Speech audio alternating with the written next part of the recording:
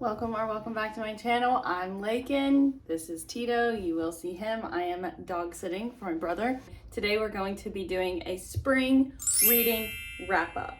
That just includes March, April, and May. I read 15 books, starting with The Bodyguard by Catherine Center. I rated this book a 5 stars. I really like Catherine Center's writing. Hey, thank you. Oh my goodness. It's actually so fun because I can never play with dogs because I'm highly allergic and he's hypoallergenic, and so it's actually been really fun him being here. The first one is The Bodyguard by Catherine Center.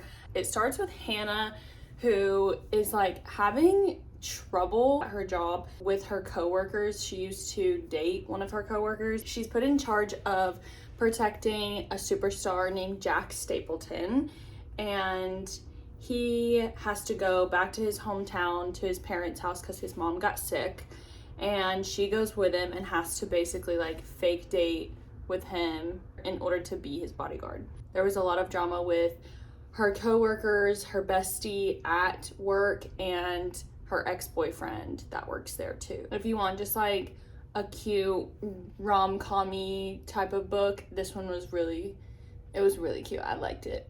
The next one was one of my book club books. It was Beautiful Ugly by Alice Feeney. I rated this a 4 stars. It was very eerie. It starts with Grady. He receives some really good news. He calls his wife to tell her the good news about one of the books he published. And as he's on the phone with her, she's on her way home, and he hears like the tires screeching, and he knows like whereabouts she was. So he runs from his house to go look for her, and he sees the car, he sees the phone that he's on the phone with, but she's like completely gone. Can't find her anywhere. Woman missing.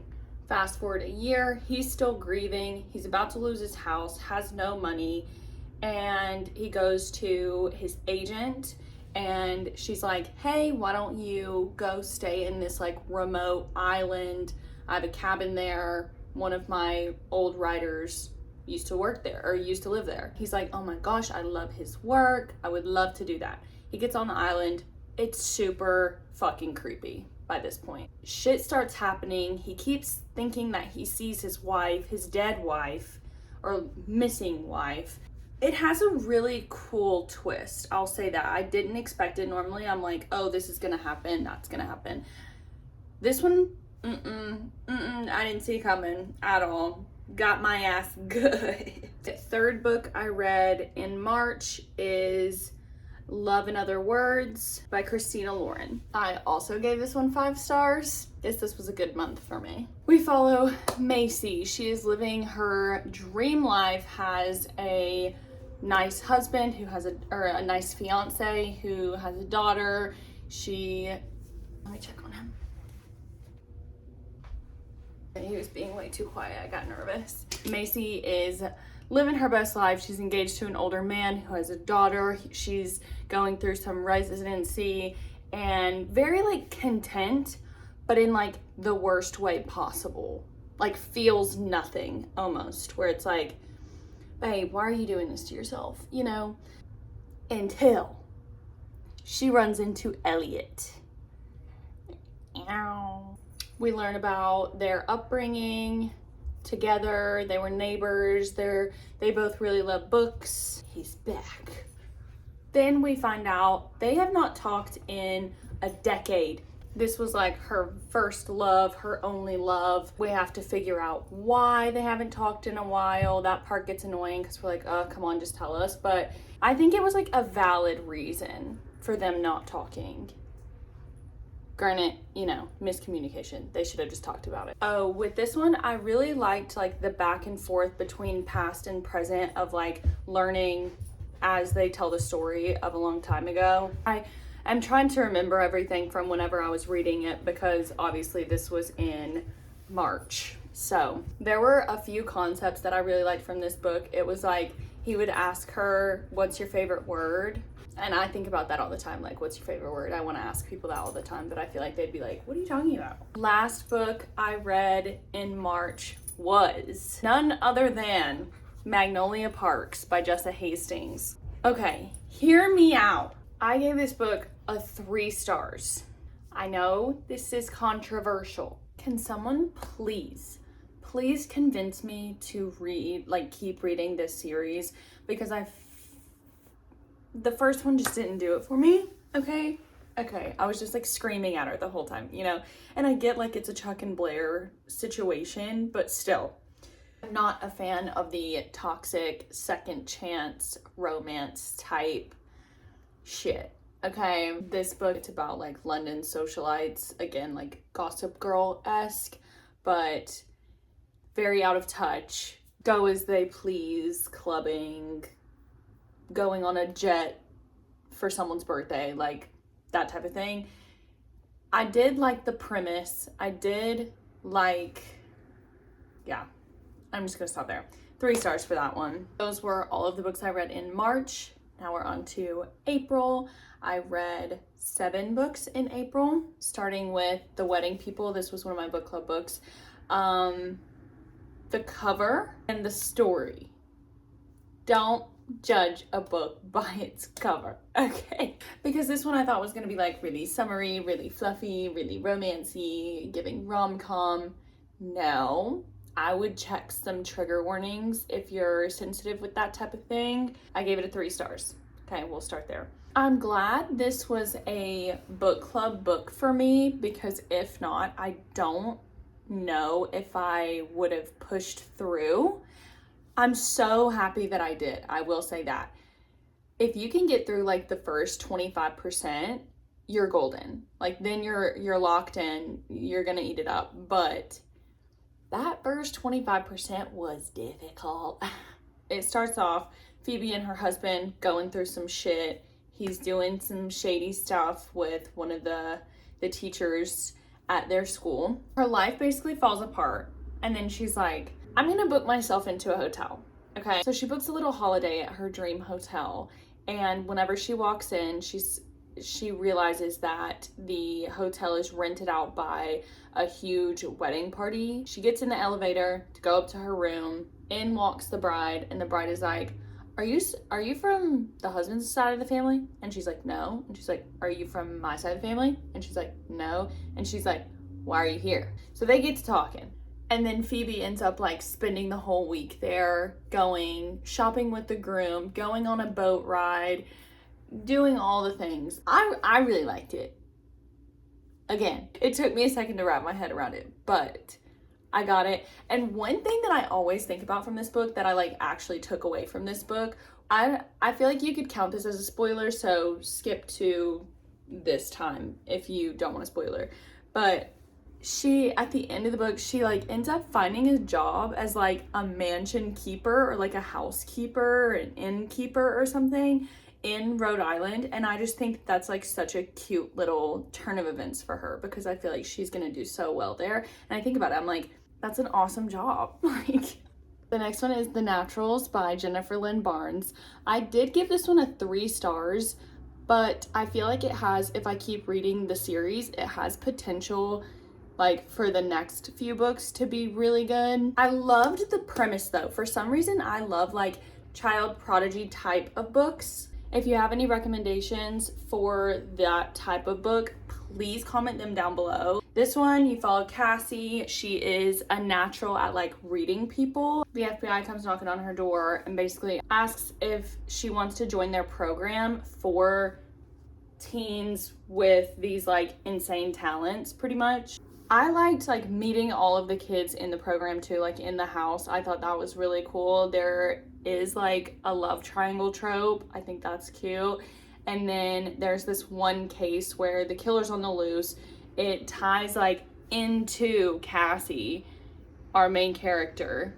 And then basically like all of them have to work together to figure out the mystery. And it keeps you on your toes like a lot. There's like, there's killing, there's crime scenes. It's basically like young adult Criminal Minds. The next one was really good. I did give it a 4 stars, but it's Rock, Paper, Scissors by Alice Feeney. This like got me on an Alice Feeney kick, I think.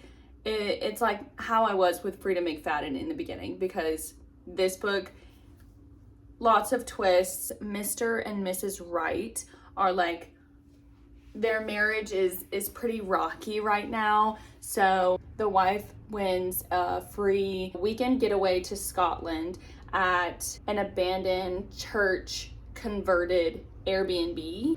It's gonna ruin me, these fucking cars, dude. One aspect of this book that I thought was kind of crazy is Adam, the husband, has face blindness. I've never heard of that before, but it was a cool concept in the book. Once they get to the church, shit starts getting weird. Okay? This is so hard. How do people just talk about books with no spoilers? Because I just want to tell you everything. I'm gonna have to start doing actual reading vlogs of me with my reactions. I think that would be really fun.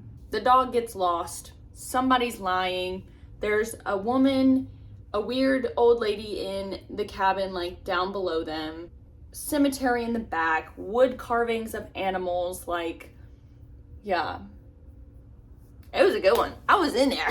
The next one I also would say is controversial, especially to the people that have seen the show, but it is Tell Me Lies by Carola Lovering. Heavy on the I'm not a fan of toxic, second chance, third chance, fourth, fifth, 17 chance romances. Steven's fucking crazy. I'm just putting that out there, okay? But I will say, it was fun. It was juicy. It's giving Steven being Huda from Love Island. This one it was fun in the aspect of it brought me back to college, luau, frat parties. It brought me back to that time in my life. I didn't know how attached I get into books, how much I let them get to me, because granted, Lucy has an eating disorder. So again, with the trigger warnings, I would read up on that. This book made me go on 3 runs in a week. I was outside running in the heat, dripping sweat, just because Lucy would go on runs so much. And I was I never noticed that books did that until this one. We go through hers and Steven's back and forth journey of he loves me not, he loves me not. I will say, if you hate a woman hater man, this is gonna fuel that fire in you, because that's how I felt. I was literally I do think every girl going into college should read this book, or if you're a mom to a girl that's going into college, make her read this book, because guys don't give a fuck. Men ain't shit. They're lying, cheating motherfuckers, okay? And if this book doesn't let you know that, oof. I did find my really sweet boyfriend in college, though. He was not a lying, cheating motherfucker, but you gotta find the right ones. I'm so silly. I don't know why I haven't been holding them up, but I can insert some pictures, I think I can learn to do that. Next one is Better Than the Movies by Lynn Painter. I gave this 4 stars. It could be a 4.5. This book is so cute. Whenever I tell you, it's kind of it is rom-com central, this book. One thing about me, I love a cutesy, fluffy little Hallmark story. I'm gonna eat it up every time. I will be continuing this series. I think there's one more book in this series, but Liz had a crush on Michael, her childhood crush, and he moves away, he moves back. She has to ask her nemesis, neighbor, for help because he's friends with him. So that's Wes. Wes is the enemy. It'll be 2.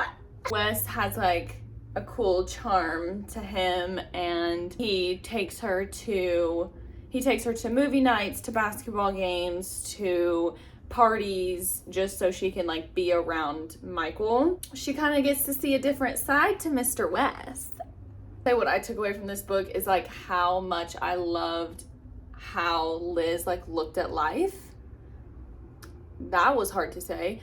Her mom was obsessed with rom-com movies, and so she thought of herself as a little main character, how her life was just gonna be a little rom-com, and that's me. Like, every day is the best day of my life type situation, and I just liked her positivity. Everybody made fun of her for it, and she really didn't give a fuck. So, and Wes kept like dropping comments on like rom-com movies, and she's like, wait, how do you know what that is? Love this book. Did I tell you? I love the Hallmark. I love the cutesy, little fun, romantic books. That's where I found my girl, Jenny Colgan. My heart and soul, once I found her, I couldn't turn back. Her and Sarah Morgan. Okay. Just first off, look how cute this is. My phone back lock screen is basically the same thing. Like, this is the cutest thing you've ever seen in your life. This is the Bookshop on the corner. I did give this book a 4 stars. She's my newest love. I want her whole backlog. If anyone has any old Jenny Colgan books that their mom read, send them my way. I might make a P.O. box just for that. If somebody says they have them, ship them. I'll pay for it. My lovely Suzanne, she recommended one of Jenny Colgan's books to me. It was The Little Beach Street Bakery, and I read that one after that. Done. My most recent one. But this one was about Nina, the librarian. Nina is a librarian who got laid off, and she was like, my life is over. Somebody from another one of Jenny Colgan's books, she like Easter eggs people in there from her previous books, and I think it's so cute. I love seeing that. She is now determined to make a living elsewhere. She finds this van on like a Craigslist type thing, but it's all the way in, I think it's like Edinburgh. Says it's a sleepy village. Of course it is. But she turns said van into her own little bookstore, and she's really good at like recommending the perfect book for the person that's asking for it. She's like, no, this is for you. And they're like, oh, you were so right. I love that book. She turns it into her own little library bookshop on wheels. And the place she moves to, she has a grumpy landlord, lives on a farm. What else could you ask for? Next 3 were the like Audible originals. They're all like 6 hours, I think. So they're the perfect like long commute. You have a lot of chores to get done around the house. I now have a long commute to work, so these were perfect for me. And like great palate cleansers. They were all really good. The first one was Love at First Psych. This was about Marigold and Robbie. They are in a psych class in college, and they have to do this class project of do you believe in love at first sight? And so her and Robbie go around to all of these different couples to interview them, and then they write about it, but they keep like meeting up together for all of these interviews, and they're like recording it on a little tape recorder. And so it's basically like you're listening to their conversations with these people over the like on the recorder. So I thought that was really cool. They have a bunch of like different sound actors. That was really fun. It got me into Audible, period. I didn't have one, but my mom did. Now I'm like using all of her credits. So the second one is Call Me Maybe by Cara Bastone. Again, another Audible original. This one was the first one in a Love Lines series. It's really fun because you're listening to Vera and Cal. It's one big, long phone conversation. She has her own business that has a website. The website crashes. She calls like the website support, and she's in the car. She's been on hold for 3 hours, and she's basically like, you're not hanging up this phone until my website is fixed. I have a deadline. Stay on the phone with me. So they stay on the phone for like 9 hours or something crazy. They like are learning stuff about each other. She knows like nothing about him, knows nothing what he looks like. He knows what she looks like, but they end up talking, getting to know each other. Again, really cute and just like a fun one to listen to for a few hours. The last one like that is called Sweet Talk, again by Cara Bastone. This is the second one in that Love Lines series. This one is the same kind of, they don't know what each other look like, they don't know who they're talking to, pretty much. Our main character, I won't give away her name because that's kind of a spoiler for like the end of the book, but she gets a drunk text. The guy accidentally texted her thinking that it was someone else in his contacts because there's a reason behind it, but the name is wrong in his phone. They both have insomnia, so they just continue texting for a while. Then they start having phone calls with each other, start getting to know each other that way. But so she figures out who he is, but he still has no idea who she is. Yes. Drama goes down. There's one scene in here though. She goes to this club and he's like, wait, are you at the club like that's down the street? And she was like, yeah. And he basically shows up to the club and they're on the phone with each other still. And he like gets dragged onto the dance floor and she's like upstairs watching him, but he doesn't know that she's watching him. And I think about that one a lot too, for some reason. It just had me like kind of giggling, kicking my feet a little bit, just kind of like giddy, smiling through the whole audiobook. I gave that one a 4 stars. We had 4 in May. The next one is Frozen River by Ariel Lahome. I ended up giving this one a 3 stars. It felt more like a historical fiction, but I would definitely look up trigger warnings for this one as well. Our main character, Martha Ballard, she was actually a real person who this character was based off of, loosely, I think she said. But the author's note in the back, I didn't find this out until the author's note in the very back that this was a real person, and our author found her journal, and that is what like this basically made this whole book. So I guess you could call it like loose historical fiction. Martha Ballard was a midwife in the 1700s, and she was like very involved in her community, in her little town. She got called to examine a body that got pulled out of this frozen river. She had a diary that was filled with like all of the things that she would document throughout every day because she was a midwife. So she kind of just jotted down like, so-and-so had a baby on the morning of this date. She had documented an alleged grape in this, and the body that was pulled out of the river was one of the people involved in this said grape. So there's like a whole trial within the book that goes over this and who done it type of situation. So like who killed that person, so we kind of like go along them while everyone's figuring that out. And there's like some side plots of romance with like one of her sons. It was just fun like following along them and finding everything out with them. I also said in my Goodreads review, I was like, not to discredit anything in the book or like what was going on at that time, but like the way that people lived, and they like had to just go outside, farm, go to the little corner shop to get things that they need for the week, and they like had to make their own candles and butter, and like I just love the simplicity of how that sounds. Obviously like it was a lot of hard work, but I thought it was really cute, that part of it. The last book, the final book, was called Hideaway Heart by Melanie Harlow. Melanie Harlow is another one that I've been really loving recently, and we read this for one of my book clubs. I gave this one 4 stars. It is the second book in the Cherry Tree Harbor series.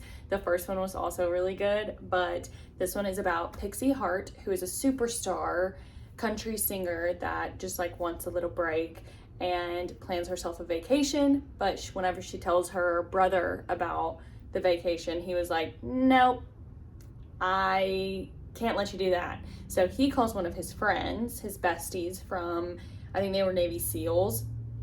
So calls him and tells him to go be like a security guard for his sister. And her name is also Kelly Jo Sullivan. I think that's like her actual name. Pixie Hart is her stage name. But she tries to fire him. She's like, nope, I don't need anyone watching over me, blah, blah, blah.